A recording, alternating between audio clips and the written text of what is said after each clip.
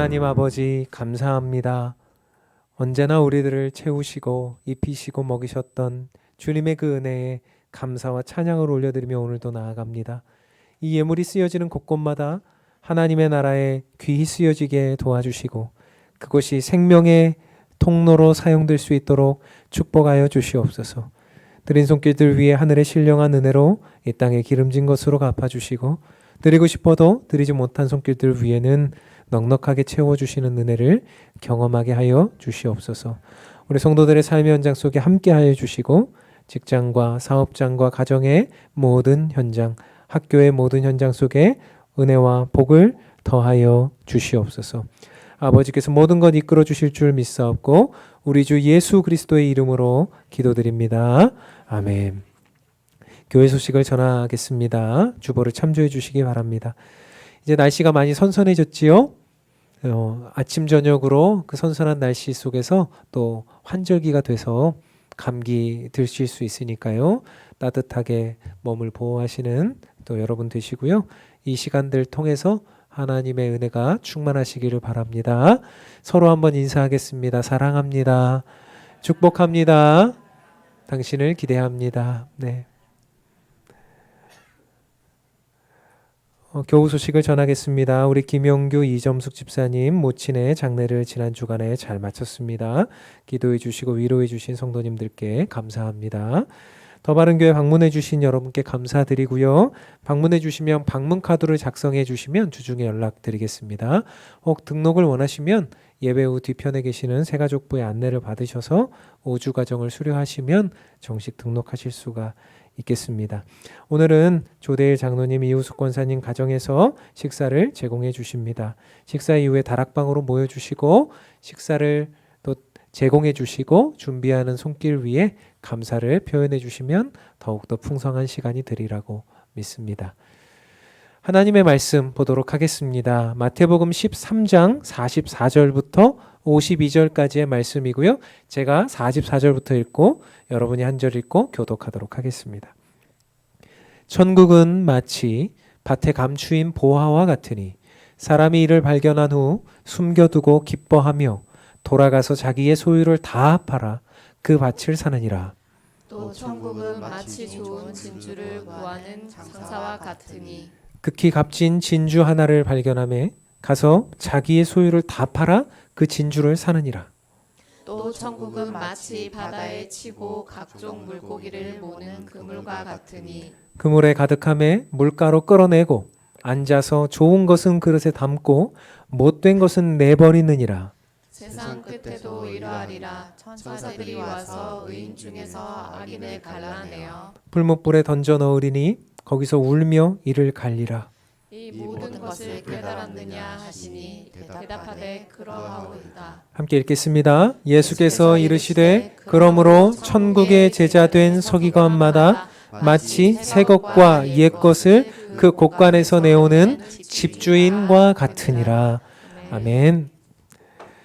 지난 여름 성경학교 기간에 우리 어린 아이들을 데리고 함께 여름 성경학교를 진행했습니다. 이제 그 여름 성경학교 프로그램 중에요, 보물찾기 프로그램이 있었어요. 여러분 다 아시는 거잖아요, 보물찾기. 그러니까 보물찾기를 이제 하면서 이제 제가 이렇게 밖에서 이렇게 보고 있었는데요. 이제 보물찾기 하면 참 재미있잖아요. 그러니까 보물찾기가 왜 재밌을까 생각을 해봤어요. 근데 보물찾기는 두 가지 기쁨을 주는 것 같습니다. 하나는 찾는 기쁨이죠. 그리고 그것을 찾아냈을 때 그것을 통해서 이제 받게 되는 선물의 기쁨, 찾는 기쁨, 또 선물의 기쁨이 있죠. 지난 여름 정말 무더웠지 않습니까? 근데 우리 어린이들이 땀을 펄펄 흘리면서 그 종이 쪼가리 하나 찾겠다고, 보물 써 있는 종이 하나 찾겠다고 온 그 수양관 그 나무 밑에 어디 건물 옆으로 돌아다니면서 애들이 그 종이 쪼가리 하나 찾겠다고 돌아다니는 거예요. 그리고 종이 하나 찾으면 막 기뻐하면서 뛰어 들어와서 저 이거 찾았어요 이렇게 이야기를 하는 거죠. 저는 그런 생각을 한번 해봤습니다. 저 종이 쪼가리가 뭐라고 저렇게 좋아할까? 저게 뭐라고 저렇게 기뻐할까? 근데 그 아이들에게도 다 심산이 있죠. 그 종이 쪼가리 보물이라고 적힌 게 진짜 보물이 아니죠. 그것을 지금까지 간직하고 있는 어린아이는 아무도 없을 겁니다. 이 아이들은 알고 있습니다. 뭘 알고 있죠? 그 종이를 가져오면 뭘로 바꿔준다는 거를 다이소 5,000원 선물권이랑 바꿔준다는 걸 알고 있어요. 그래서 다이소에서 5,000원을 살 수 있는 이 선물을, 그 보물을 발견하는 재미. 그래서 이 한 장 찾으면 5,000원이에요. 그러니까 애들이 눈에 불을 켜고 찾으러 다니는 거죠. 요거 다이소 5,000원짜리 선물권. 누구도 이 보이는 종이 쪼가리에 마음을 쓰지 않습니다. 아이들도 알고 있습니다. 이 종이 쪼가리 뒤에 뭐가 있다는 것을요? 다이소 상품권이 있다는 걸, 보물이 있다는 것을 알아요. 이것이 아이들에게 있어서 어떤 그런 흥미거리라고 한다면 사실 우리들의 인생의 보물은 무엇입니까? 우리들의 인생의 보물은 여러 가지로 생각해 볼 수가 있을 거예요. 세상의 성공, 많은 부, 돈을 많이 벌고 그것으로 인해 넉넉한 나의 마음, 또 자녀들이 공부를 잘하는 것, 좋은 집, 좋은 차, 많은 통장의 잔고, 또 오랫동안 살 수 있는 건강함, 또 사람들의 인정, 그 수많은 눈에 보이는 것들이 이 땅에 어쩌면 보물과 같이 여겨질지도 모르겠습니다. 그런데 우리가 다 알고 있듯이 그것은 어때요? 금방 내 손 안에 잠시 있다가 없어져 버리는 종이 쪼가리처럼 그것은 사라져 버리고 만다는 거예요. 그리고 우리가 이것을 영원히 간직할 수도 없다는 거예요. 그래서 우리는 이 눈에 보이는 종이 쪼가리 보물이라고 써여져 있는, 세상이 우리한테 이제까지 보물이라고 알려주고 있는 이 종이에 우리는 관심이 있는 게 아니라, 눈에 보이는 그게 관심이 있는 게 아니라 뭐에 관심이 있어야 되겠습니까? 그 보물을 우리에게 주신, 진짜 보물을 우리에게 주신 하나님, 진짜 보물을 우리에게 예비하고 계시는 예수 그리스도, 지금 이 땅에서 그 보물을 발견하라고 내 마음속에서 독려하시는 성령의 역사, 눈에 보이지는 않지만 그 너머에 있는 그것들을 우리가 바라보면서 나아가야 되지 않을까요? 그래서 오늘 저는 이 본문을 통해서 이 세상 진짜 보물이 뭐냐, 오늘 그 보물을 찾기 위해서 애쓰는 또 한두 사람이 오늘 본문에 등장하고 있다라는 이야기입니다. 오늘 본문을 시작하면서 지난주에 이어서 오늘 본문이 비유라고 말씀드렸습니다. 비유. 그래서 예수님이 이 땅 가운데 천국은 마치 이렇게 비유를 시작하고 계세요. 그러니까 천국은 이렇다. 왜 그랬을까요? 그 당대든 지금이든 예수님만이 하나님 나라를 직접 눈으로 보신 분이시잖아요. 그러니까 이 땅에 사는 사람들은 그 누구도 눈으로 하나님 나라를 제대로 보지 못했기 때문에 예수님이 이 땅에 오셔서 뭘 말씀하신 거예요? 천국은 마치 하시면서 이 땅에 있는 어떤 것과 하나님 나라 천국을 비유해 주셨어요. 그래서 그것을 통해서 너희들이 보는 것처럼 알아라. 근데 진짜는 아니야. 비유야. 그래서 그 너머에 있는 하나님 나라 천국을 발견해야 되지 않겠니? 라고 말씀하시는 본문이 오늘 비유예요. 그런데 지난주에도 우리가 겨자씨 비유를 보면서 천국은 마치 땅에 심겨진 한 알의 겨자씨 같으니 시작했잖아요. 오늘은 지난주는 한 개만 봤는데 오늘 4개나 볼 거예요. 오늘 비유를 4개나 볼 겁니다. 그래서 그 안에 이 있는 그 이제 보물을 우리가 발견하는 시간들을 가져보려고 하는데, 우리에게 이제 첫 번째 어떤 눈이 있어야 되느냐라고 했을 때 저는 첫 번째 이 눈을 발견하게 된 겁니다. 뭐예요? 보물을 볼 수 있는 눈. 보물을 분별하는 눈. 저는 이것을 가로치고 뭐라고 쓰려고 했냐면 안목이다 이랬어요. 안목. 어떤 것을 보고 가치 있느냐 없느냐를 바라볼 수 있는 가치를 판단하는 눈. 그것을 우리는 뭐라 그래요? 안목이다 이렇게 표현해요. 안목. 44절, 45절, 46절 제가 다시 한번 읽어보겠습니다. 천국은 마치 밭에 감추인 보화와 같으니 사람이 이를 발견한 후 숨겨두고 기뻐하며 돌아가서 자기의 소유를 다 팔아 그 밭을 사느니라. 또 천국은 마치 좋은 진주를 구하는 장사와 같으니 극히 값진 진주 하나를 발견하며 가서 자기의 소유를 다 팔아 그 진주를 사느니라. 지금 두 가지 비유가 같은 의미로 지금 묶여져 있습니다. 첫 번째, 밭에 감추어진 보화를 발견한 사람의 비유입니다. 이게 천국이래요. 자, 어느 날 한 소장농이요. 이 사람은 소장농이었던 것 같아요. 자기가 자기 땅을 가지지 못했으니까 어쩌면 남의 땅을 이제 일구어서 이제 먹고 사는 소장농. 그래서 가난한 사람이었겠죠. 그래서 이 사람이 열심히 일을 해서 이제 밭을 일구어서 그 소유의 일부분을 받아서 먹고 사는 사람, 소작농이었을 가능성이 있습니다. 근데 이 사람이 어느 날 밭을 열심히 일구다가 깊이 파는 중에 뭘 발견했어요? 보물을 발견한 거예요. 뚜껑을 딱 열었는데, 나무 상자였겠죠? 뚜껑을 딱 열었는데 거기에 뭐가 있어요? 보물이 있었어요. 그런데 여기 뭐가 있어야 된다고요? 안목이 있어요. 이게 보물이 진짜인지 아닌지, 뭐 이게 진짜 이거 제대로 된 건지 아닌지를 분별하는 안목이 있어야 됩니다. 근데 이 사람은 뭐가 있었어요? 안목이 있었습니다.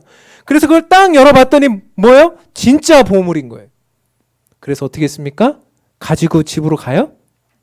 그러면 안 돼. 다시 집어넣어서 어떻게 합니까? 다시 묻었어요. 다시 묻어서 이제 집에 가서 자신의 모든 소유를 이제 정리하는 과정에 있는 거죠. 그런데 한번 여기서 의문점을 하나 가집니다. 왜 밭에 쓸데없이 왜 보물이 묻혀져 있는가 말이에요.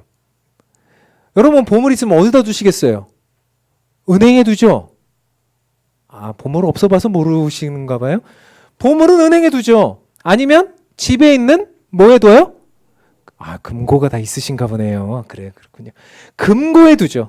집에. 근데 그 당시만 해도 은행도 없고 금고도 없죠. 그래서 그 당시에는 쉽게 남의 것을 도둑질할 수가 있었습니다. 그래서 집에 놔두는 것이 좀 불안하기도 하고, 집에 놔뒀다 할지라도 아주 이제 은밀한 곳에다 숨겨두게 되는데, 어떤 사람은 그것도 믿지 못해서 어떻게 해요? 어떤 나무 밑, 아니면 어떤 자기 밭에 어느 곳, 자기가 알고 있는 곳에다가 딱 해서 깊이 파서 그걸 묻어두는 겁니다. 그런데 공교롭게도 그것을 묻어둔 사람이 자기만 알고 있는데, 공교롭게도 이 사람이 지나가다 사고로 죽었다든지, 아니면 병에 걸려 죽었다든지, 아니면 전쟁에 끌려나가 갑작스럽게 전쟁에 나가서 죽었다든지, 이렇게 하면 그 보물이 어떻게 됩니까? 영원히 묻히게 되는 거죠. 가족들이나 주변 사람들이 찾지 못하고 영원히 묻히게 돼서 10년, 20년, 30년 지나면서 그냥 잊혀지게 되는 거예요. 그러다가 갑작스럽게 발견되는 일들이 있었다라는 이야기입니다. 이 사람이 어떻게 합니까? 그것을 발견했어요. 어느 날. 이거 엄청나다. 그것을 보는 안목이 있었어요. 이거 진짜 대단한 보물인데? 그러면서 다시 뚜껑을 닫아서 넣고 갔단 말입니다. 그런데 여기서 또 한 가지 의문이 우리에게 있습니다. 무슨 의문입니까? 그냥 가져가면 되지. 왜 거기서 굳이 그 밭을 살려고 애를 쓰냐 말입니다. 제가 여러분 집에 얼마가 있는지, 여러분이 재산이 얼마가 있는지, 집이 몇 채가 있는지 제가 모르잖아요. 지금은 다 몰라요, 서로. 그런데 그 당시만 해도 어떻습니까? 저 사람은 소작농이고, 저 사람은 숟가락 몇 개고, 저 사람은 집에 쌀이 몇 톨이고, 이런 모든 것들을 대강 다 알 수 있는 시대 아니었겠습니까? 그러니까 어때요? 그 사람이 갑자기 부자가 됐을 때 그 밭 주인이 가만히 있겠냐는 거예요. 너 어디서 팠지? 결국 다 조사하면 다 나오는데. 그러면 어떻게 됩니까? 그 보물을 그대로 빼앗길 수밖에 없는 처지에 되죠. 그래서 이 사람이 어떻게 하는 거예요? 꾀를 쓴 거죠. 보물을 보는 안목도 있었지만 꾀를 써서 어떻게 해요? 다 묻어놓고 어떻게 합니까? 다시 가서 자신의 모든 것을 다 파는 거예요. 그래서 어떤 찬양에 보니까 집 팔고 땅 팔고 뭐도 팔아요? 냉장고. 그런 거 애들한테 좀 불러주지 좀 마요. 애들이 그 당시에도 냉장고가 있는 줄 알아요. 그 냉장고는 없었겠죠. 근데 집이 있었는지 모르겠지만 아무튼 집도 팔고 자기의 옷도 팔고 모든 것을 다 팔아서 어떻게 해요? 그 밭 하나를 사기 위해서 애를 쓴다. 최선을 다한다. 자신의 모든 것을 다 판다. 심지어 요즘 말로 하면 영끌한다. 영끌해서 그 밭 하나를 사는 거예요. 왜요? 그 안에 뭐가 들어있기 때문에? 보물이 들어있기 때문에. 이게 첫 번째 비유입니다. 두 번째 비유는 뭡니까? 한 진주 장사가 있었어요. 이 진주 장사는 진주를 싸게 사서 비싸게 파는 게 이 진주 장사의 역할입니다. 그런데 그 당시만 해도 진주라고 하는 것이 구하기가 상당히 어려웠죠. 왜 그런가 하면 지금은 진주를 어떻게 합니까? 양식해요. 그래서 양식을 어떻게 하냐 하면 그 진주를 머금는 조개에다가 상처를 싹 내놓고 그 상처가 이제 아물면서 진주가 되는 거 아닙니까? 모르셨나 봐요. 그래서 이렇게 딱 되는 거 아닙니까? 그래서 상처를 다 내놓고 진주를 많이 생산을 하죠. 그런데 그 당시만 해도 그런 건 없습니다. 바닷가도 멀고 또 바닷가가 굉장히 이게 흔하지 않은 시절이기 때문에 진주 하나, 그것이 엄청난 값어치를 가지고 있는 것이죠. 이 진주 장사가 전국을 돌아다니면서 바닷가를 돌아다니면서 이 진주를 사고 그 진주를 귀족들이나 왕에게 진상을 하는 거죠. 그런데 어느 날 갑자기 이 진주 장사가 뭘 발견한 거예요? 이 세상 가장 값진 보화 같은 진주, 크기도 크고 색깔도 영롱하고 그런 진주를 발견했어요. 그래서 어떻게 합니까? 이 진주를 뭐 한다는 거예요? 자기가 가져온 모든 재산을 다 투자해서 진주를 샀다. 여러분, 한번 생각해 보세요. 이 진주 장사가 안목이 없으면 어떻게 될까요? 사기당하기 딱 좋겠죠? 이 진주가 가짜 진주라면 어떻게 되겠습니까? 이 진주가 그저 어떤 뭐 예쁜 돌로 만든 거라면 어떻게 되겠습니까? 이 진주 장사가 어떻게 되겠어요?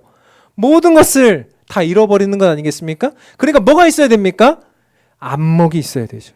그 보물을 보물답게 가치를 매길 수 있는 안목과 눈이 있어야 되는 것이죠. 사랑하는 성도 여러분, 밭에 감추어진 보화를 또 이 세상 가장 값진 진주를 발견하고 분별해내는 안목이 있습니까? 우리에게 그런 안목이 있습니까? 오늘 본문에서 밭에 감추어진 보화는 무엇일까요? 예수 그리스도이십니다. 이 세상 그 누구와도 견줄 수 없는 우리의 구주 되시는 예수님이 이 세상 가장 값진 보화이신 예수 그리스도이십니다. 이 세상 그 어떤 것으로도 값주고 살 수 없는 보화, 이 세상 그 어떤 것과도 바꾸지 않을 보화, 그 보화가 바로 예수님이십니다. 그리고 예수님을 전하는 복음이 바로 그 밭입니다. 우리가 복음을 전할 때 우리는 밭에 감추인 보화를 감추어서 다른 사람들에게 전해요. 세상 사람들은 말해요. 시시한 걸 나한테 전하고 있어. 주일날, 일요일날 교회 가는 거? 교회 가서 뭐 예배 드리는 거? 예배 드리면서 뭐 노래 부르는 거? 그런 걸 시시하게 나한테 전하고 있어. 그 사람들은 뭐가 없는 거예요? 안목이 없는 거예요. 이 세상 가장 값진 보화를 거기에다 담아서 줬는데 이건 시시한 걸 가져왔어. 이것이 바로 세상의 관점이에요. 사랑하는 성도 여러분의 마음은 어떻습니까? 우리는 과연 예수님이 나의 인생 전부를 다 바쳐서라도 사야만 하는, 사고 싶은, 무조건 사야 되는 그런 보화가 맞습니까? 어떤 어리석은 사람들은 해놓고도 누군가 옆에서 그것을 저기 있다고 알려줘도 어떻게 합니까? 시시해, 저거 나도 있어, 나 아무것도 아니야 저거, 이렇게 말하는 사람도 있을 것이고요. 이 세상 가장 값진 진주이신 예수 그리스도를 갖다가 보여줘도 세상의 사람들, 또 어떤 사람들은 그거 가짜네, 아무것도 아니네 라고 말하면서 그 진주의 값을 치르지 않는 사람들이 있을 거예요. 그런데 그것을 볼 수 있는 안목이 있는 사람, 저것은 세상 무엇보다 소중하다라고 하는 안목이 있는 사람은 어때요? 기뻐하며 돌아가서 자기의 소유를 다 팔아 그 밭을 산다. 극히 값진 진주 하나를 발견하면 가서 자기의 소유를 다 팔아 그 진주를 산다. 왜요? 그것이 우리들에게 있어서 엄청난 값어치가 있기 때문에. 우리들의 인생뿐만 아니라 우리들의 영혼을 좌지우지할 수 있는 엄청난 값이 있는 보물이기 때문에 우리는 그것을 산다. 그 보물을 찾는 거예요. 우리는 매주마다 그 보물 찾기 하고 있는 거예요. 여러 가지 쪽지를 여러분에게 제가 찾으라고 합니다. 매주마다 제가 여러분에게 어떤 내용들을 가지고 이렇습니다 저렇습니다 합니다. 그러면 여러분들이 그 쪽지를 가지고 그 말씀을 가지고 선물을 교환하는 것이죠. 영생의 선물, 또 이 땅의 하나님 나라의 선물, 그것들을 교환하면서 우리는 기쁨과 감사를 누리는 것이죠. 누가복음 14장에 보니까요, 제자는 제자가 되기 위해서는 이렇게 하라고 기록되어 있거든요. 제가 읽어볼게요. 14장 28절부터. 너희 중에 누가 망대를 세우고자 할진대 자기의 가진 것이 준공하기까지에 족할는지 먼저 앉아 그 비용을 계산하지 않겠냐, 아니하겠느냐. 그렇게 아니하여 그 기초만 쌓고 능히 이루지 못하면 보는 자가 다 비웃어 이르되 이 사람이 공사를 시작하고 능히 이루지 못하였다 하리라. 또 어떤 임금이 다른 임금과 싸우러 갈 때에 먼저 앉아 1만 명으로 저 2만 명을 거느리고 오는 자를 대적할 수 있을까 헤아리지 아니하겠느냐. 만일 못할 터이면 그가 아직 멀리 있을 때에 사신을 보내 화친을 청할지니라. 이와 같이 너희 중에 누구든지 자기의 모든 소유를 버리지 아니하면 능히 내 제자가 되지 못하리라. 아멘. 우리가 제자가 되기 위해서 예수 그리스도라고 하는 엄청난 보호물을 사기 위해서 계산해 보라는 거예요. 주님 자신 있다는 거예요. 야, 계산해봐. 지금 너가 하고 있는 그 모든 일에 너의 인생을 다 바쳐서 사야만 할 가치가 하나님 나라에 있는지 없는지 계산해봐. 그리고 살 건지 말 건지 결정해. 사면 제자고 아니면 아니야. 오늘 주님 우리에게 도전하고 계십니다. 사랑하는 성도 여러분, 여러분들은 그런 자기 결단성이 있습니까? 그것을 보는 안목이 있습니까? 하나님 나라와 예수 그리스도에 대해서 우리가 바라보면서 그것을 사야만 하겠다라고 하는, 그것을 기필코 사야겠다라고 하는 나의 모든 것을 다 내어놓고서라도 하나님 나라와 예수 그리스도를 내가 정말 나의 모든 것을 다 걸고 그분께 나의 모든 것을 바쳐야 되겠다라고 하는 그런 마음이 있으십니까? 보는 안목이 있어야 돼요. 보물을 보는 안목, 그리고 자기 결단, 과감한 결단성이 여러분에게 있기를 주님의 이름으로 축원합니다.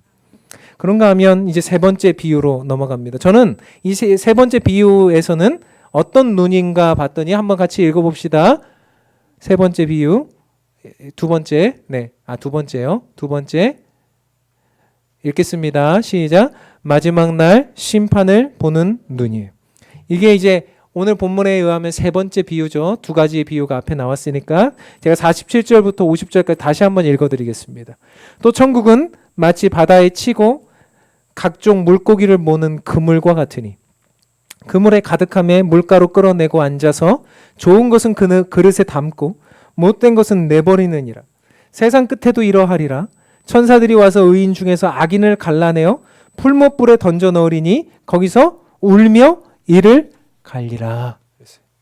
이 세 번째 비유에 보니까요, 천국은 마치 뭐예요? 그물이래요, 그물.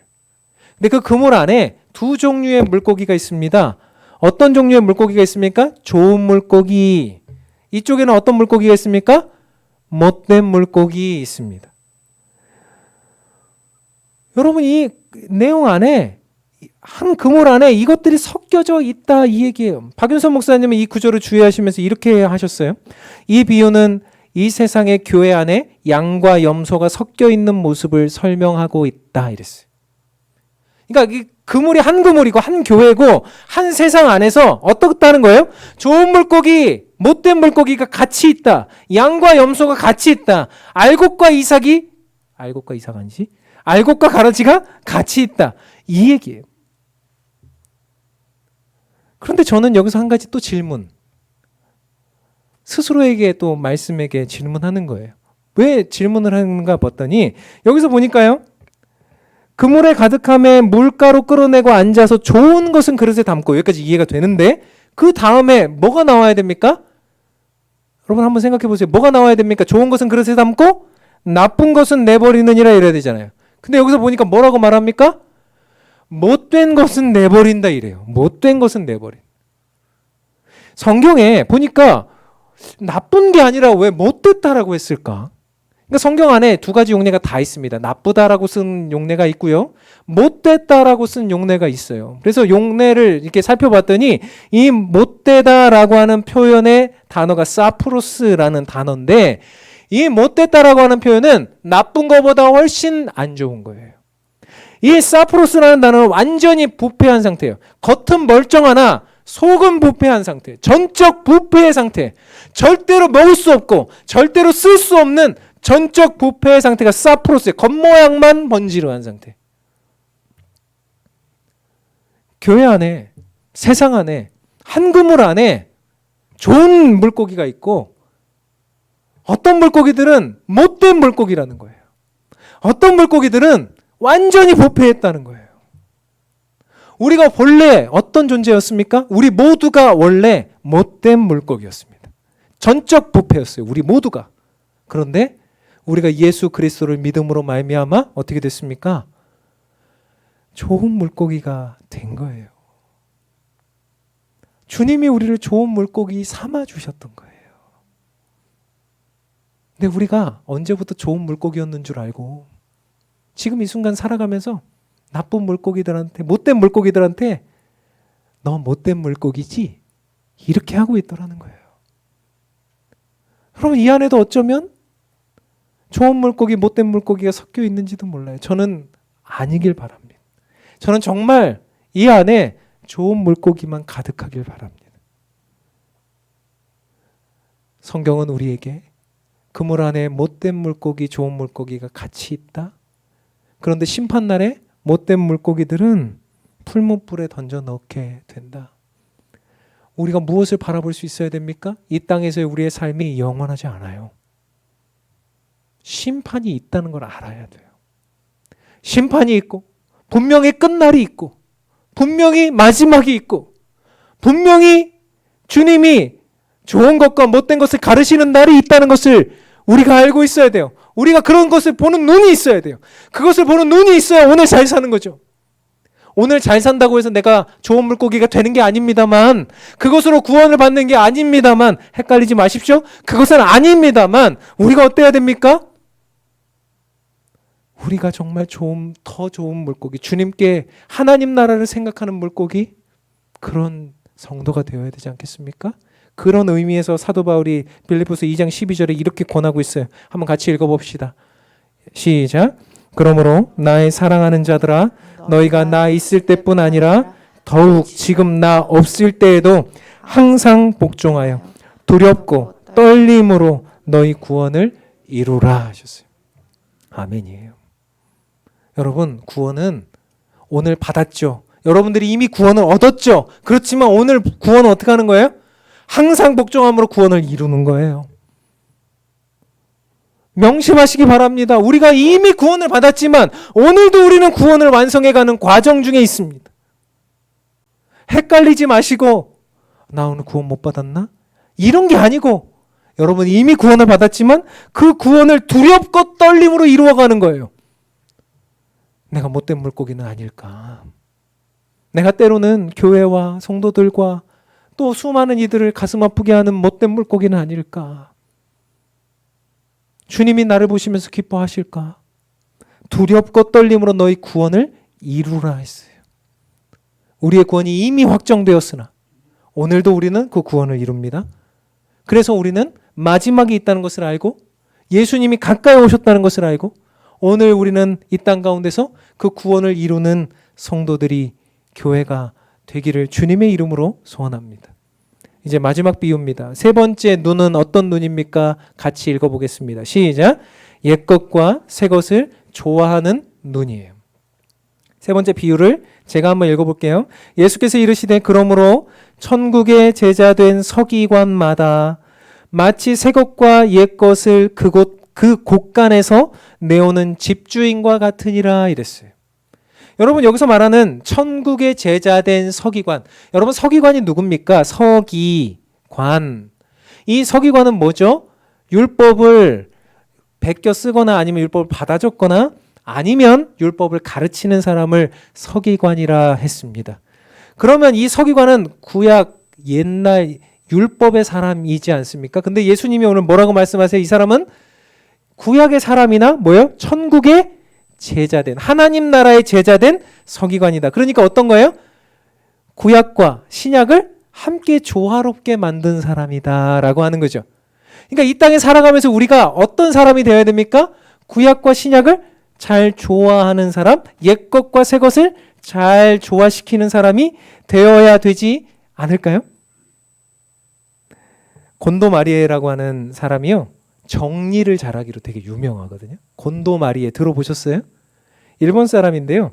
이 사람이 2011년에 인생이 빛나는 정리의 마법이라는 책을 출간했는데 일본에서 조금 처음에 인기가 없다가 나중에 인기가 많아졌어요. 근데 이 사람이 미국에 딱 진출했습니다. 2014년에 미국에 진출했는데 무려 책이 800만 부가 팔렸어요.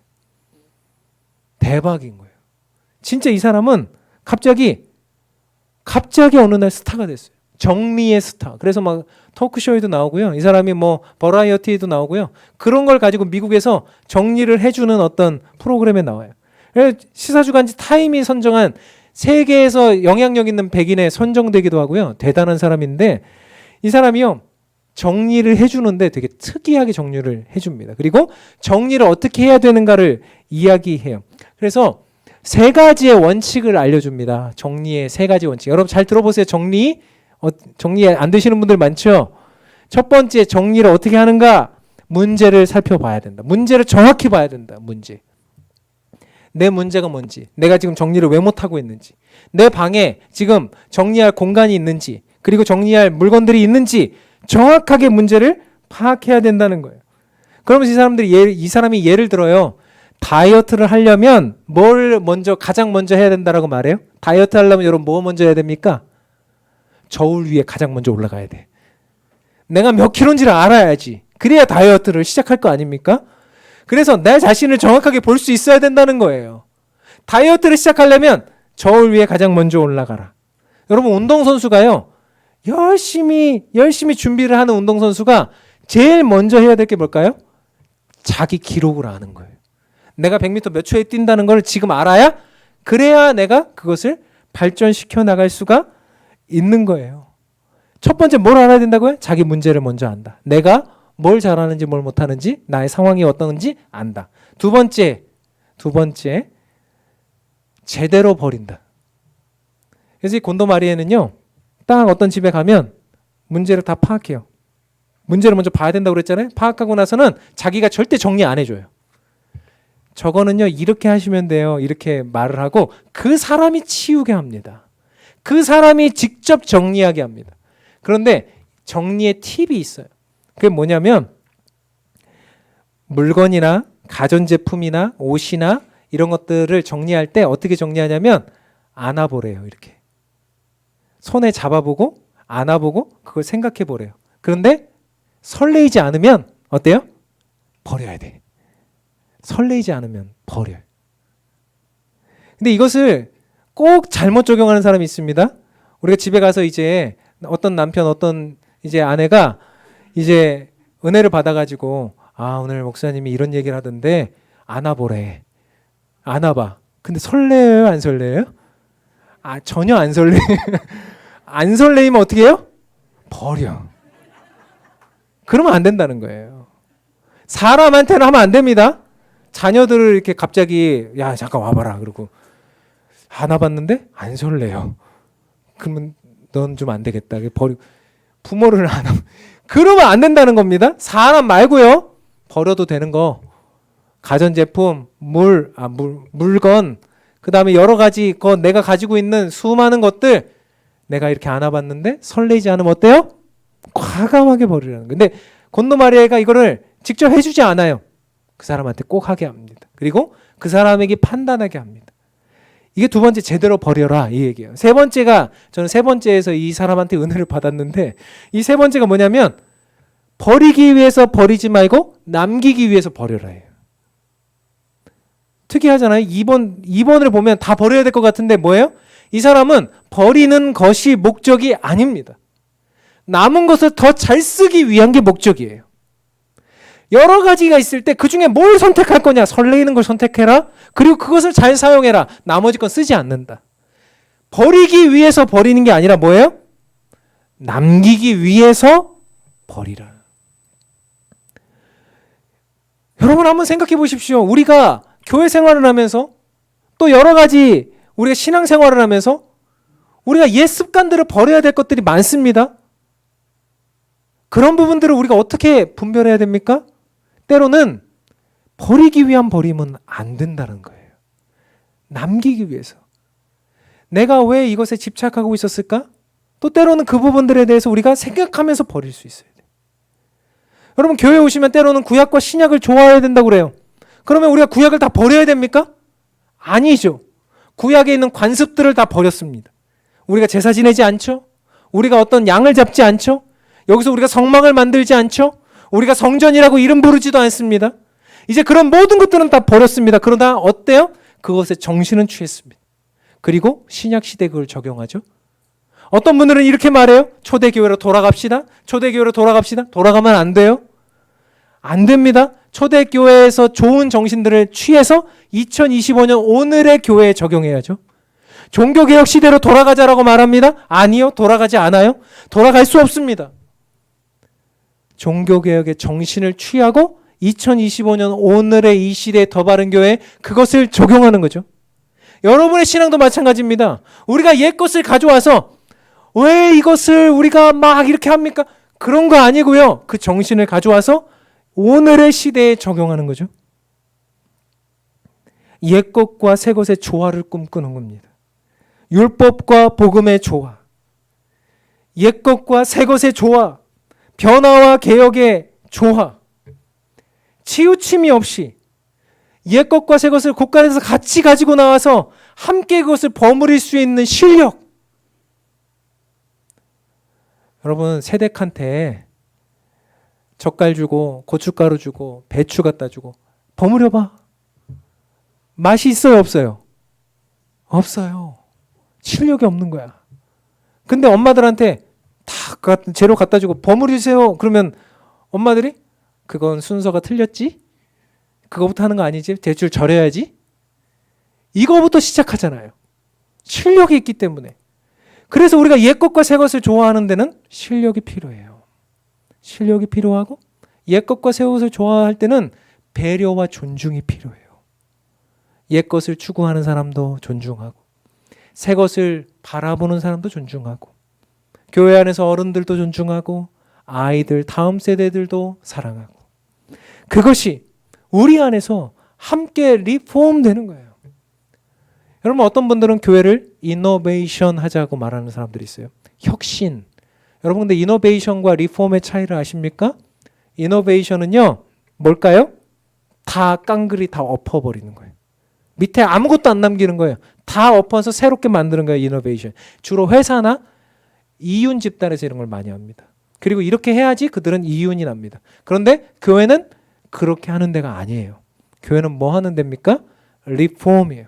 있는 것을 더 아름답게, 있는 것을 더 가치롭게, 우리가 하나님의 말씀을 이 시대에 맞추어서 하나님의 말씀을 지금 이 시대의 사람들에게 예수 그리스도의 복음이 2000년 전에 그것이지만 지금 2000년 후에 우리에게 그것을 함께 옛 것과 새 것을 함께 조화롭게 할 수 있는 실력자들을 세워나가는 것, 그런 성도들을 세워나가는 것, 그것이 바로 오늘 이 시대의 하나님 나라의 모습이라고 이야기하고 있습니다. 사랑하는 성도 여러분, 말씀을 맺으려고 합니다. 이제 진짜 보물찾기가 시작됐어요. 여러분이 일주일 동안 여러분에게 과제를 드릴 거예요. 보물찾기 과제. 그래서 이제 찾아야 돼요. 무엇을 찾아야 되냐? 예수 그리스도가 우리의 눈에 안 보이시거든요. 여러분들이 예수 그리스도 진짜 보물의 증거들을 찾아내세요. 그리고 그 예수 그리스도를 찾는 일에 있어서 나의 모든 것을 걸어내십시오. 그리고 주님을 찾고 그 기쁨을 누리시고 그 넉넉함, 그 풍성함, 그 하나님 나라의 놀라움을 여러분 누리시기 바랍니다. 두 번째, 우리에게 필요한 눈은 무엇입니까? 우리에게 필요한 눈은 심판이 있다는 것을, 마지막이 있다는 것을 보는 눈이에요. 내가 못된 물고기는 아닐까? 내가 혹시 정말 그런 부족한 성도는 아닐까? 내가 교회나 또 다른 이들에게 상처를 주고 있지는 않나? 나는 그런 자인가? 내 자신을 돌아보세요. 세 번째 비유 속에서 우리는 무엇을 배웠습니까? 세 번째 안에서 우리는 정말 주 안에서 새 것과 옛 것을 함께 조화롭게 구성할 수 있는 실력을 갖추어야 합니다. 주님의 뜻을 이루고 하나님의 역사를 이루는 사람들, 진짜 성도들, 그렇게 우리가 진짜 하나님의 나라를 찾아내는 진짜 보물찾기에 저와 여러분 이번 한 주간 그렇게 살아내시는 우리 모두가 되기를 주님의 이름으로 축원합니다. 같이 찬양하고 기도하려고 합니다. 예수님이 진짜 보물이시고 하나님 나라가 보물인데 꼭 찾으셨으면 좋겠어요. 멀리 있지 않습니다. 아이들에게 맨날 말했어요. 얘들아, 멀리 있지 않다. 거기 끝까지 갈 필요 없다. 여기 가까이 있다. 예수님이 우리에게 말씀하세요. 하나님 나라가 너에게 멀지 않다. 예수님을 찾으시고 하나님 나라를 발견하시는 여러분 되시길 바라고요. 오늘 이 찬양하면서 하나님 나라가 이 땅에 임하기를 소원하는 마음으로 같이 찬양합시다.